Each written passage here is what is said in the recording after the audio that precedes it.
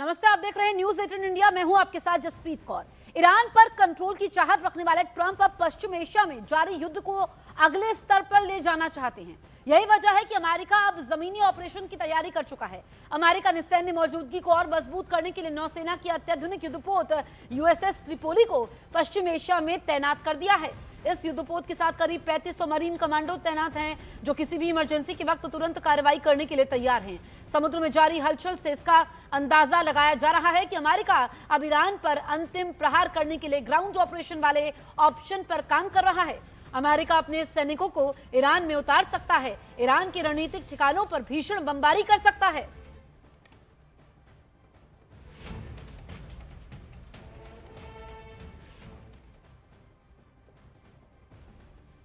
और महायुद्ध के बीच अमेरिका ने खाड़ी में अपने मरीन कमांडो तैनात कर दिए हैं। मरीन कमांडो को लेकर अमेरिका का महाबली यूएसएस ट्रिपोली वॉर जोन में पहुंच चुका है।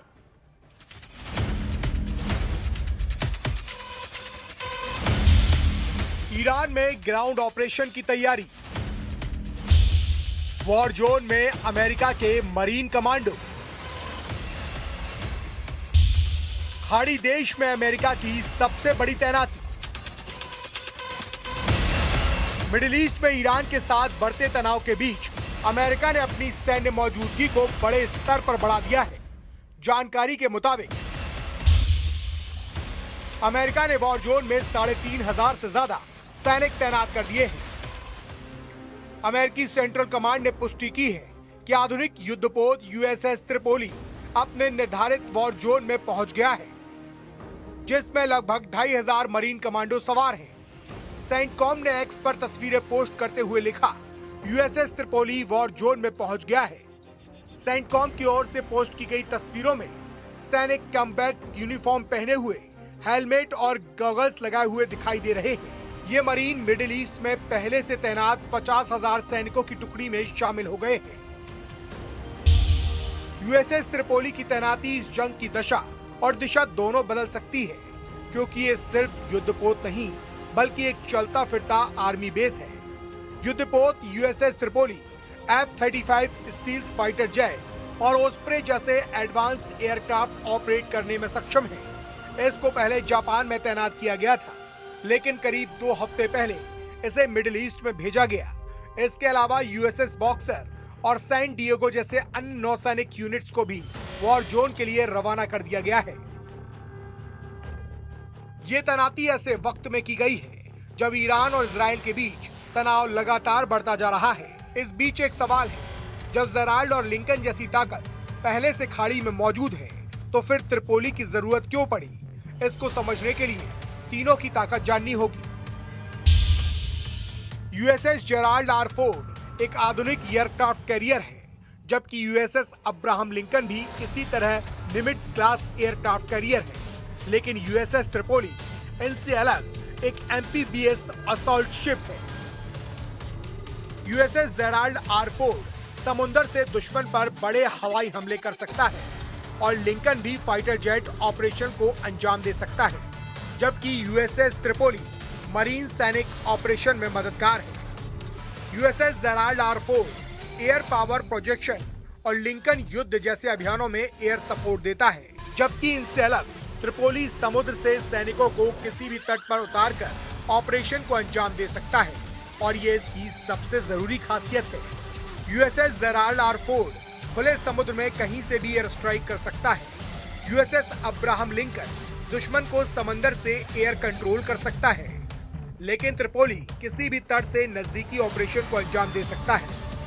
यूएसएस जेराल्ड आर फोर्ड दुश्मन की हवाई घेरेबंदी कर सकता है, और इसी तरह यूएसएस अब्राहम लिंकन लंबी दूरी की एयर स्ट्राइक को आसानी से अंजाम दे सकता है। लेकिन ट्रिपोली के पास ताकत है कि वो अमेरिका के लिए जमीन पर सीधी कार्रवाई में बड़ा हथियार बन सकता है।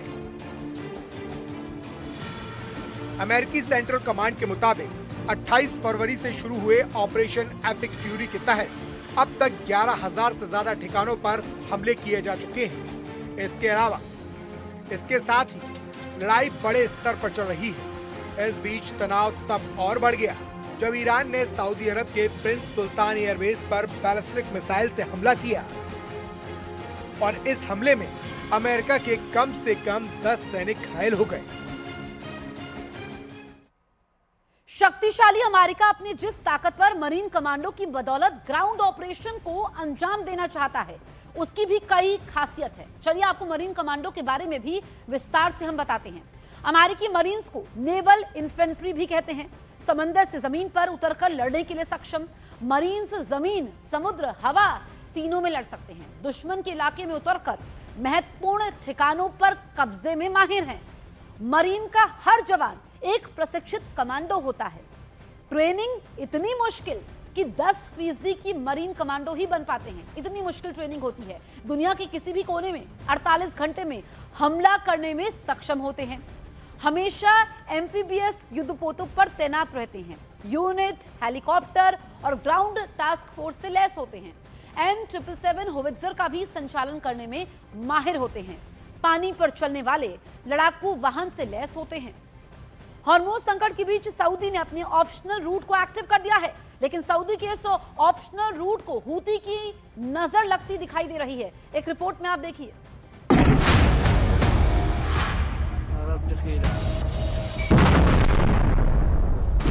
महायुद्ध के बीच सऊदी का नया प्लान।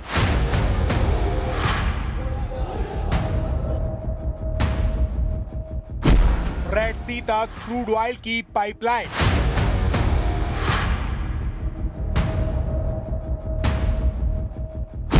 हॉर्मुज के बीच ग्लोबल सप्लाई की नई लाइफलाइन।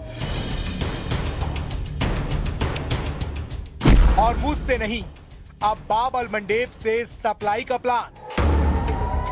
पश्चिम एशिया में चल रहे तनाव और स्ट्रेट ऑफ हॉर्मुज के लगभग बंद होने के हालात के बीच सऊदी अरेबिया ने अपने लंबे समय से तैयार किए गए ऑप्शनल प्लान को पूरी ताकत से लागू कर दिया है। सऊदी का क्रूशियल ईस्ट वेस्ट पाइपलाइन, जो हॉर्मुज स्ट्रेट को बाईपास करता है, अब अपनी फुल कैपेसिटी यानी कि 7 मिलियन बैरल पर डे पर ऑयल पंप कर रहा है। ये जानकारी सऊदी ऑयल सेक्टर से जुड़े एक जानकार सूत्र ने दी है। इस पाइपलाइन से गुजरने वाले कुल 7 मिलियन बैरल्स में से करीब 2 million barrels Saudi domestic refineries के लिए हैं, जबकि बाकी क्रूड इंटरनेशनल मार्केट्स तक पहुंचाया जा रहा है। हॉर्मुज स्ट्रेट ट्रेडिशनली सऊदी और गल्फ रीजन के लिए मेन एक्सपोर्ट रूट रहा है, लेकिन मौजूदा संकट के बाद हॉर्मुज के साथ ग्लोबल ऑयल सप्लाई सबसे बड़ी चुनौती बन गई है। इसी संकट को देखते हुए सऊदी अरब ने रेड सी में एनबू पोर्ट को एक्टिवेट कर दिया है। अब टैंकर्स को हॉर्मुज की बजाय एनबू से ऑपरेट किया जा रहा है। मौजूदा समय में एनबू रूट से करीब 5 million barrels per day crude oil export हो रहा है।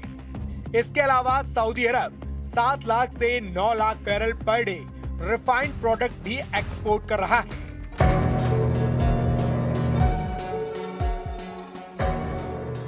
हालांकि एनबू रूट हॉर्मुज की पूरी भरपाई नहीं कर सकता। संकट से पहले हॉर्मुज स्ट्रेट से लगभग 15 million barrel per day crude oil shipment गुजरते थे, यानी बाईपास पाइपलाइन केवल सप्लाई लॉस की भरपाई कर पा रही है। एक्सपर्ट्स का मानना है कि यही वजह है कि ऑयल प्राइसेस अभी तक नियंत्रण में बने हुए हैं। लेकिन अब टेंशन की बात यह है कि यमन के हूथीज ने युद्ध में एंट्री की बात करते हुए वैकल्पिक मार्ग बाब अल मंडेब स्ट्रेट को बंद करने की बात की है।